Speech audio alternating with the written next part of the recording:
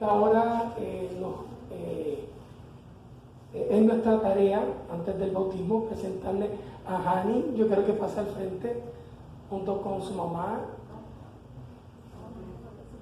Esta mañana ella va a ser bautizada y estamos contentos de ello, y vamos a llevar a cabo ahora el voto bautismal. Es un privilegio para mí poder hacer este voto bautismal. Pasa acá al frente con nosotros, vente acá. Y mamá, ven, no la dejes sola, vente con ella. Muy bien. Entonces, Hani, cada persona que es bautizada en la iglesia adventista lo hace de forma voluntaria. Y yo sé que tú has pedido ser bautizada, ¿sí o no? Y lo veo en sus ojitos que se le cierran de la alegría.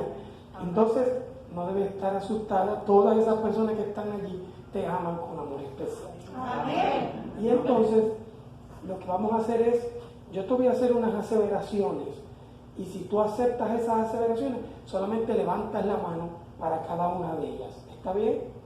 Si no entiendes alguna, me dice, ¿me puedes volver a repetir eso? Y yo te lo vuelvo a repetir. ¿Está bien? Ok. Entonces, levanta la mano. ¿Está bien? Vamos a practicar 1, 2 y 3. Muy bien. Pero solamente la vas a levantar si estás de acuerdo. ¿Ok? Muy bien. Entonces, la primera aseveración dice así. Creo en la existencia de un solo Dios, Padre, Hijo y Espíritu Santo, que componen una unidad. Muy bien. Número 2. Acepto la muerte de Jesús en el Calvario como expiación para mis pecados, para limpiar mis pecados. ¿Aceptas eso? Muy bien. Acepto a Jesús como mi Salvador y Señor personal y deseo que Él tome mi lugar para siempre. Muy bien. Acepto la justicia de Jesús en mi lugar, que Él tome mi lugar en el santuario celestial. Muy bien. Creo en la Biblia como la palabra de Dios inspirada por Él, y es la única norma por la cual debo regir mi vida. Muy bien. Acepto los 10 mandamientos de Dios como que todavía existen y son necesarios en mi vida, y que serán el fruto de mi obediencia por amor. Muy bien. Espero la pronta venida de Jesús y deseo estar con Él y vivir inmortal para siempre. Acepto la Biblia de las enseñanzas de los dones espirituales, donde Dios da regalos a cada persona para hacer que la iglesia crezca. Muy bien. Creo que mi cuerpo es el templo del Espíritu Santo y que lo debo mantener limpio y puro para Él.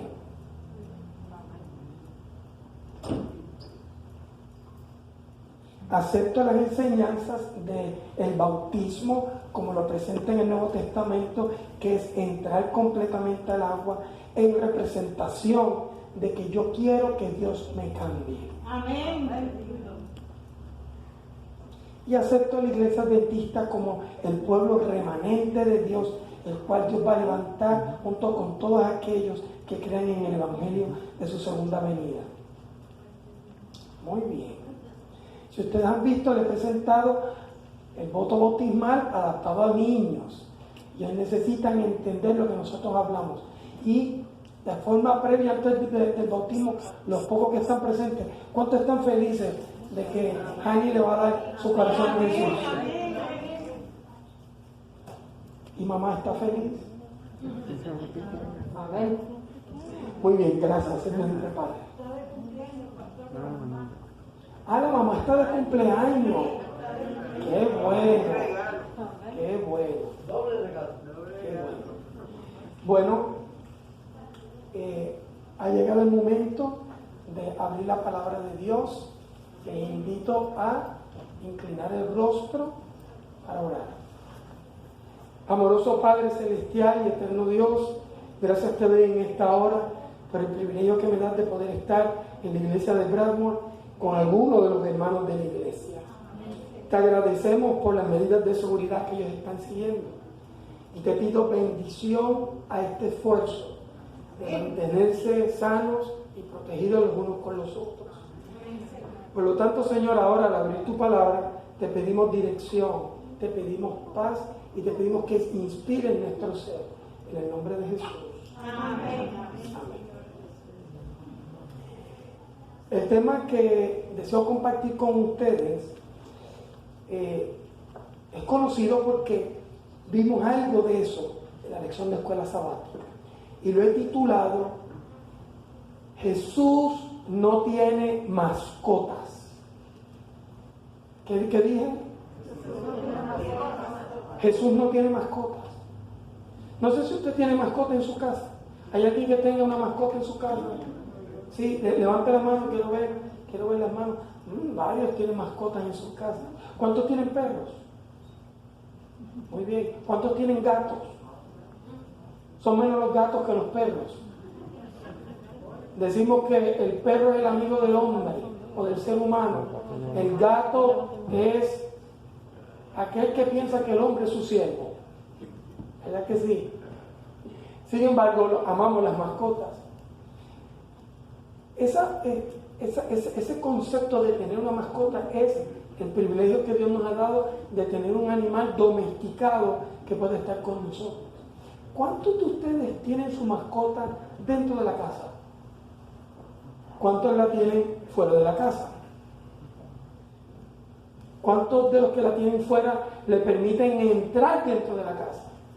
Uno, dos, muy pocos. Muy bien. De los que la tienen afuera le permiten entrar, muy pocos. Bien. ¿Cuántos tienen a los gatos dentro? ¿Y cuántos le permiten al gato salir? Mucho menos. Pensamos que los gatos se nos escapan. Y usted está pensando, ¿de qué quiere hablar el pastor? Bueno, de que Jesús no tiene mascotas. Aquí en Miami no tengo mascotas. Vivo en un 7º piso y para poder tener una mascota tendría que pagar $750. Él también paga renta. Además de todo lo que hay que hacer para tenerlo saludable. ¿Ustedes le tienen las vacunas a su mascota?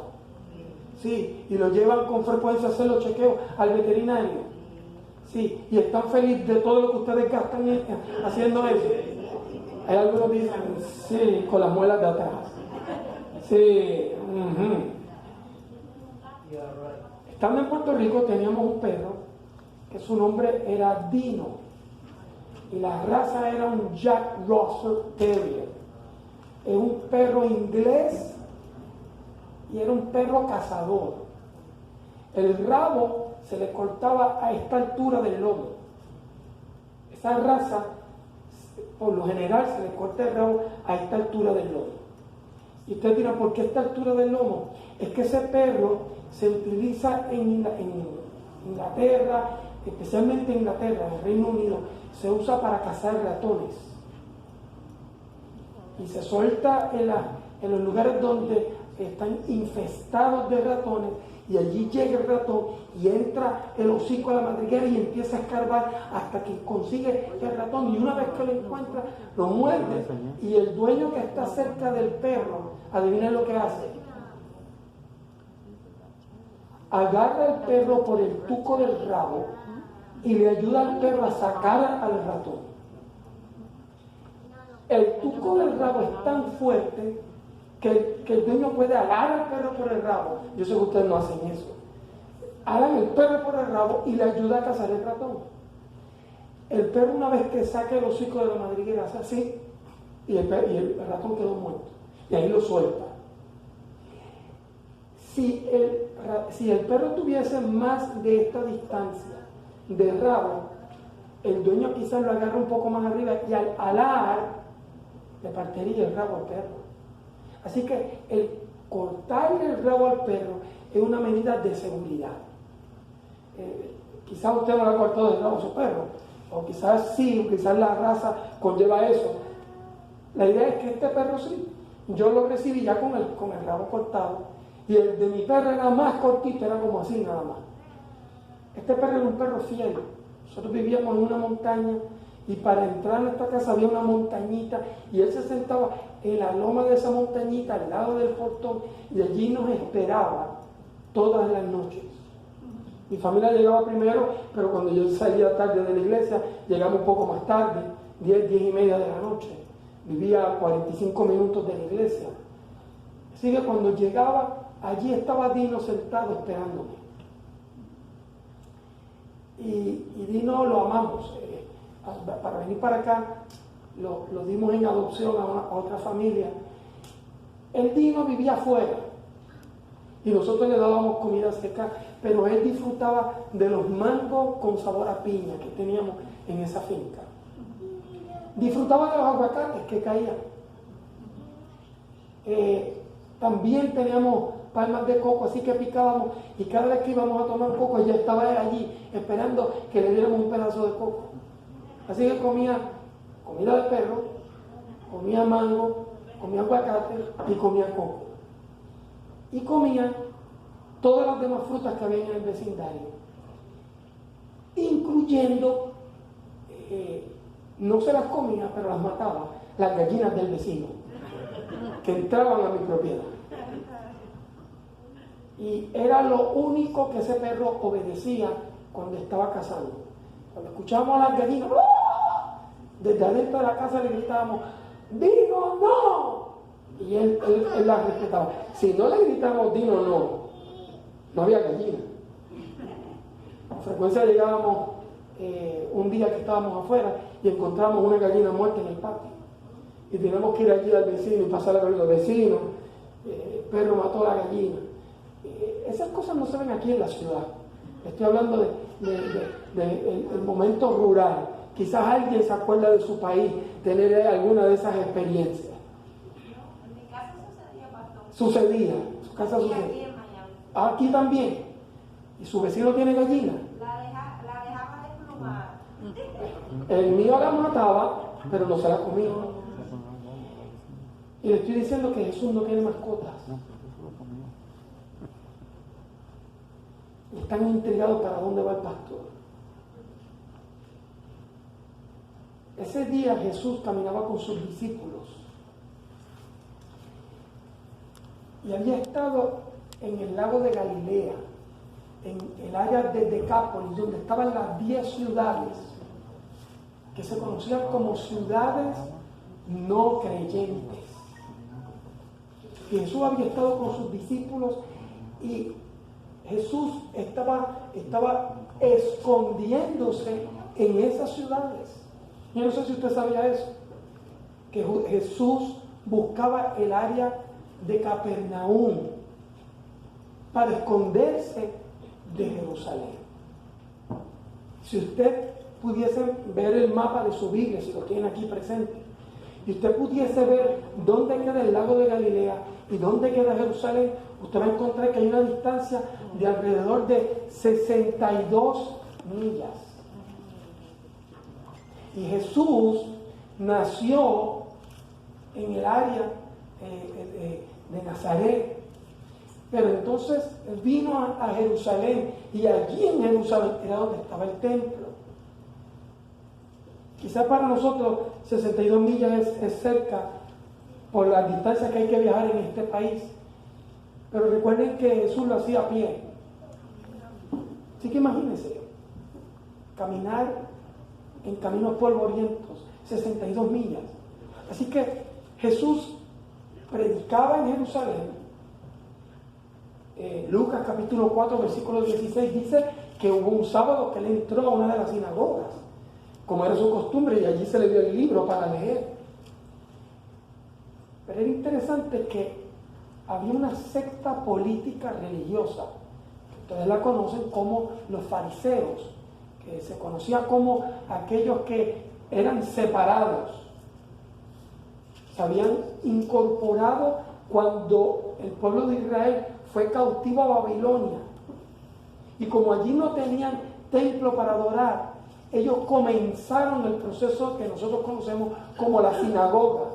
Era el conglomerado de por lo menos 12 hombres mayores de 12 años.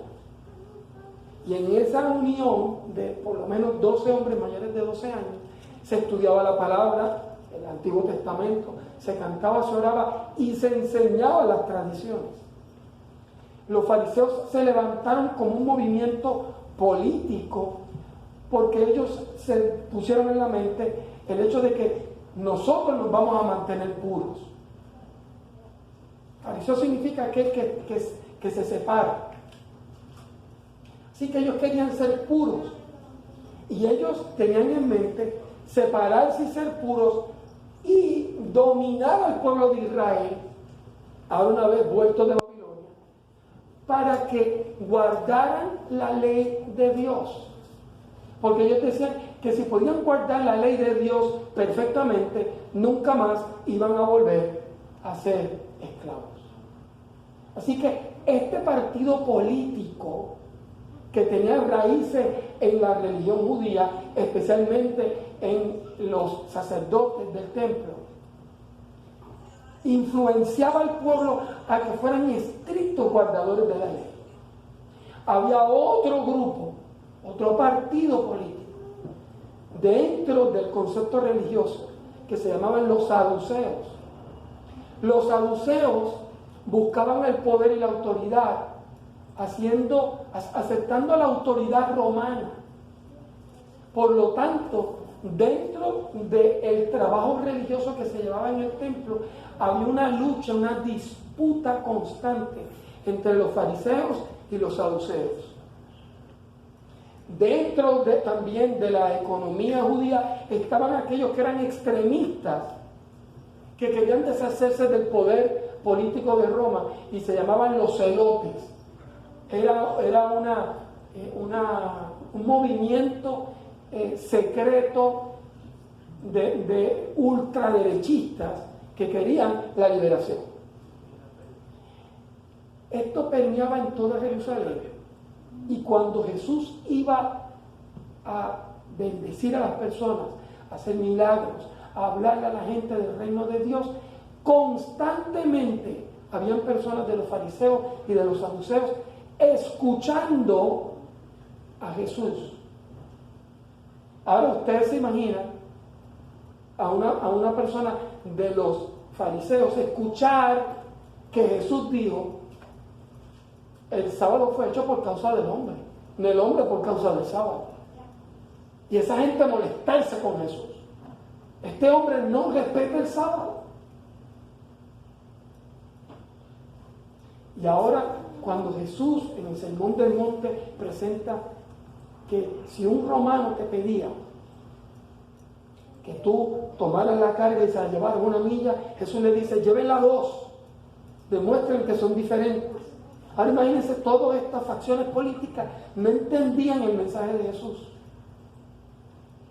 Pero la gente del pueblo, los que sufrían, los que tenían necesidad, los que tenían hambre, los que tenían personas enfermas, no le importaban los partidos políticos. Le importaba las enseñanzas de este joven de menos de 33 años que venía a traer algo nuevo que les traía paz. Para los escribas y fariseos, para los saduceos, el mensaje de Jesús caía como vino nuevo en odre viejo. El odre era el cuero de un chivo que se sacaba nuevo y se limpiaba, y sobre eso, o dentro de ese cuero, de esa bota hecha de cuero, se echaba el vino nuevo. Y el vino nuevo, cuando se expandía, pues ese cuero nuevo lo sostenía.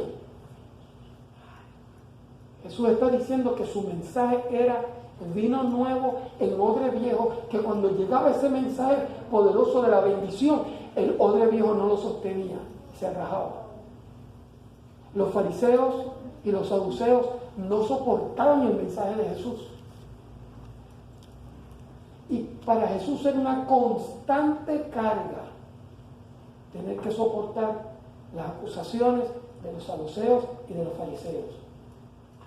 Líderes religiosos con una mentalidad política que querían obligar al pueblo a salvarse, no por la fe, sino por las obras. Quizás no estamos tan lejos de ellos. Jesús, dice el deseado de todas las gentes, que llegaba a Betania. Jesús bajaba de la ciudad, bajaba, cruzaba el torrente de Cedrón, subía al monte de los olivos, y cuando volvía a bajar, allá estaba Betania, y Jesús con frecuencia hacía este viaje para llegar a casa de Marta, María y Lázaro, porque allí sus palabras caían en oídos que le daban la bienvenida, donde no juzgaban a Jesús por lo que decía. Jesús se sentía bien llegar allí. Pero cuando ya los fariseos y saduceos no soportaban tanto a Jesús, y Jesús sabía que estaba cerca de tomarle y matarle, ¿Jesús qué hacía?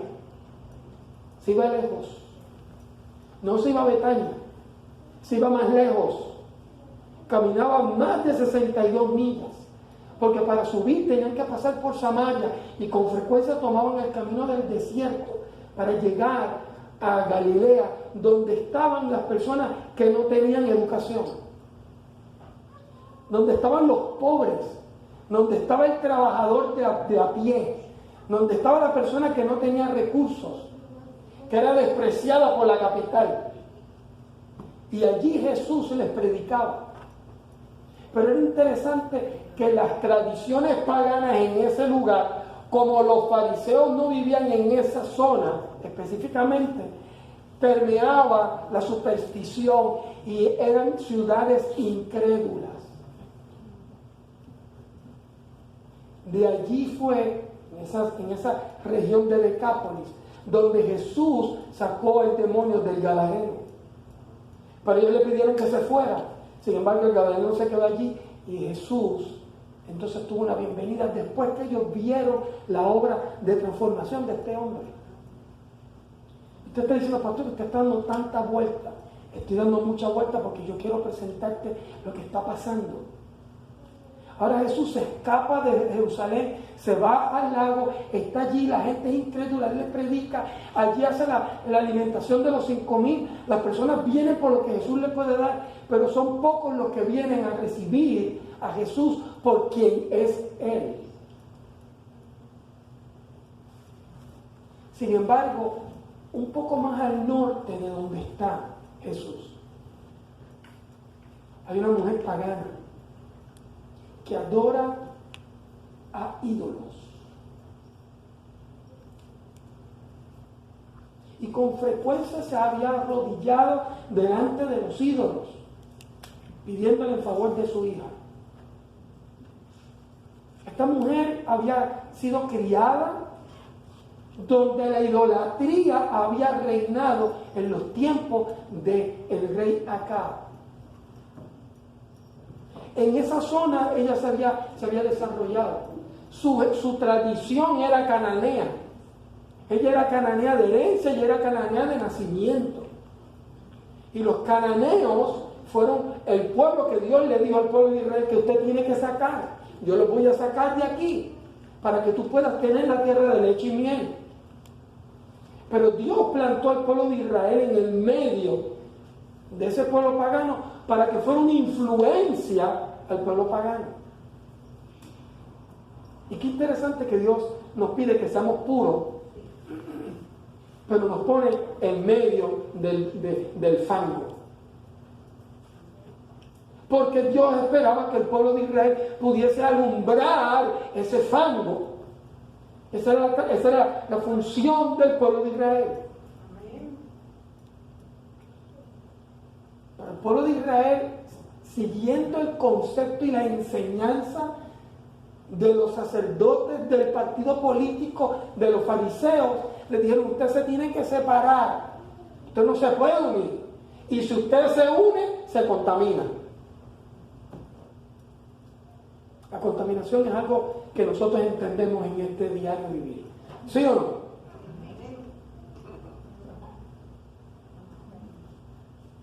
Para los judíos, la contaminación no solamente era física, sino que también era espiritual.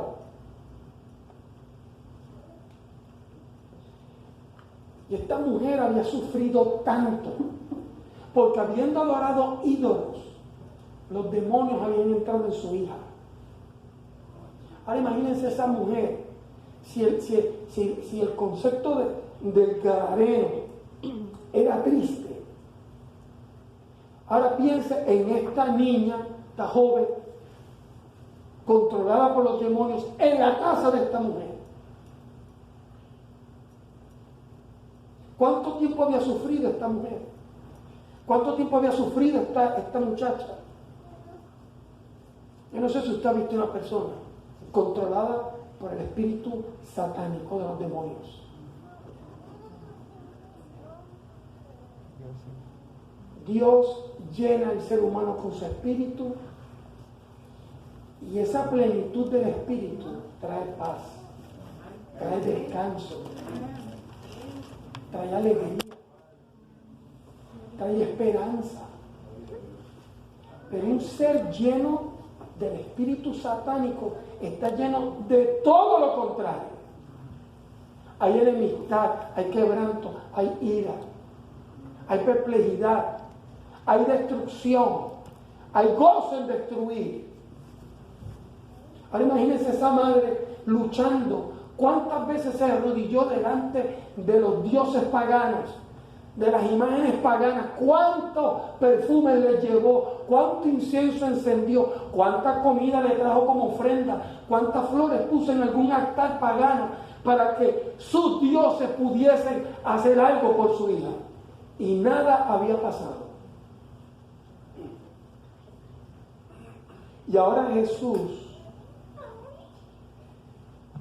sigue caminando un poco más arriba del lago de Galilea y sigue por la cordillera.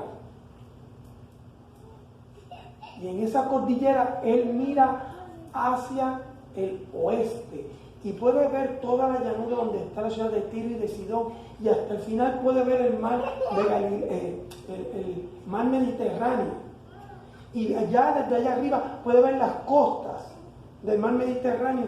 Y ahora Él suspira sabiendo que el Evangelio va a llegar a esos lugares, pero que sus discípulos no están listos para llevarlo. Y ahora, con toda intención, Él va camino a esa cordillera con sus discípulos, y sus discípulos no entienden. Mientras sus discípulos van caminando con Él, Jesús, dice el deseado de todas las gentes, está alimentando la fe de esta mujer y está atrayendo a esa mujer hacia Él. Está poniendo fe en ella, está aumentando la fe en ella, porque los chismes de que Jesús había salvado a un endemoniado gadareno siguieron hacia el norte, hacia donde estaba esta mujer. Y ahora ella, desesperada, rechazando a todos los dioses paganos que había adorado, ahora ella se aproxima buscando a ese Jesús. Y dice la palabra de Dios en el libro de Mateo, capítulo 15, le invito a abrir su Biblia, versículo 21 en adelante. Saliendo Jesús de allí, se fue a la región de Tiro y de Sidón, y aquí con una mujer cananea que había salido de aquella región, clamaba diciendo: Señor, Hijo de David, ten misericordia de mí. Mírame a mí, yo no soy judía, yo no soy de la religión, del partido político de los fariseos, yo no soy del partido político de los saduceos. Soy una pagana, sí soy una pagana, adoro dioses paganos, pero he creído que tú puedes hacer algo. Y ahora le dice: mi hija es gravemente atormentada por un demonio. Pero Jesús no le respondió palabra. Entonces, acercándose a sus discípulos, le rogaron diciendo: despídela, pues da voces tras nosotros. Jesús seguía caminando y esa mujer gritando. La palabra es corta al describir la historia, pero aquí dice: da voces tras nosotros. Jesús seguía caminando con sus discípulos y esta mujer diciendo: Jesús, Jesús, Hijo de David, ten misericordia de mí. Esta mujer pagana está llamando a Jesús ¿con qué nombre? Hijo de David. Esta mujer está creyendo que Jesús cumple la profecía del Mesías. Él nacerá en la ciudad de David un Salvador que es Cristo el Señor. Cristo significa unido. En Belén va a nacer uno que va a ser unido y que es el dueño de todo. Eso es lo que significa esa palabra. Y ahora esta mujer está diciendo, ten misericordia de mí. ¿Y los discípulos qué hacen? Ustedes lo discutieron en la lección. ¿Qué hacen los discípulos? Lo que ven los discípulos es una mujer. Y que una mujer pare a un hombre que no es su esposo y que le hable en medio, para la tradición judía, eso es aberrante. Número 2, esta mujer no estaba bien vestida porque era pagana. No tenía un atuendo adecuado para venir a la iglesia de Brahma. Esa es la realidad. Esa mujer no había desayunado comida saludable como la que comían los judíos o tú o yo. ¿Quién sabe lo que se había comido? Esta mujer quizá hizo algún rito pagano de fe para decir, yo espero encontrarme con Dios, con Jesús en el camino. No sé cuál sería su signo pagano para buscar buena suerte. Los discípulos entendían que esta mujer no valía la pena. Historia triste, ¿verdad?